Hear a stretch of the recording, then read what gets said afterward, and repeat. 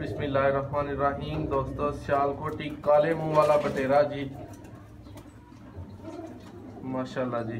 उस्ताद जी की हाल चाल है, ठीक हो? वालेकुम सलाम जी। उस्ताद जी कैसे जोड़े का शौक करान लगे हो? उस्ताद जी सियालकोटी जोड़ा है, अच्छा, काले मुंह वाले बटेरे भी खुमाते हैं। ठीक है।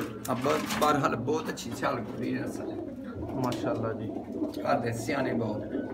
लो जी दोस्तों, काले मुंह वाले बटेरे माशाल्लाह। उस्ताद जी पहले नर दा शौक कराओगे मादा दा? नर दा करा दे, जिदा कहंदे हो करो।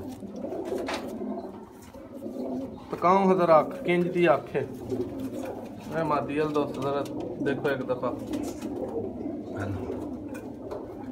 बच्चे इन्हें भी कड्डे हैं, देखा जी चोगा देता है। बिल्कुल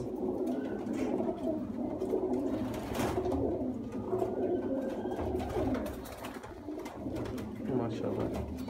अजे दा पाक हुंदा जरा इधर करो हां सामने। वाह देखो भाई जी, मोल्डिंग दा मौसम है, परिंदे पर साफ करते रहे माशाल्लाह। बड़े हम कबूतर ते झाड़ चढ़ के होए, अच्छा नाले जाली च ना लग जांदे ने रगड़ा।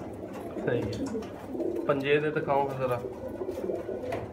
है जी दोस्तों दे पंजे जे माशाल्लाह। हुण माता दा शौक कराने आ तुहानू। नारे आने आने फिर आई।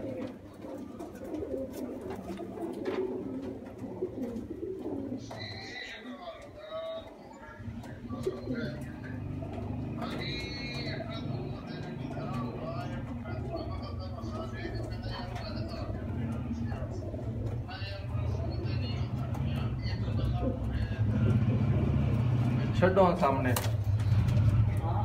माशाल्लाह। उस्ताद जी की क्वालिटी है, की रिजल्ट है इस जोड़े दा तुहाडे कोल? भी बच्चे बड़े अच्छे फिरे ने। अच्छा हाँ जी, अच्छे बच्चे ने आदे। बड़ा चंगा जोड़ा है, कमाल दा। बच्चे आदे भी बचपन च भी उड़दे।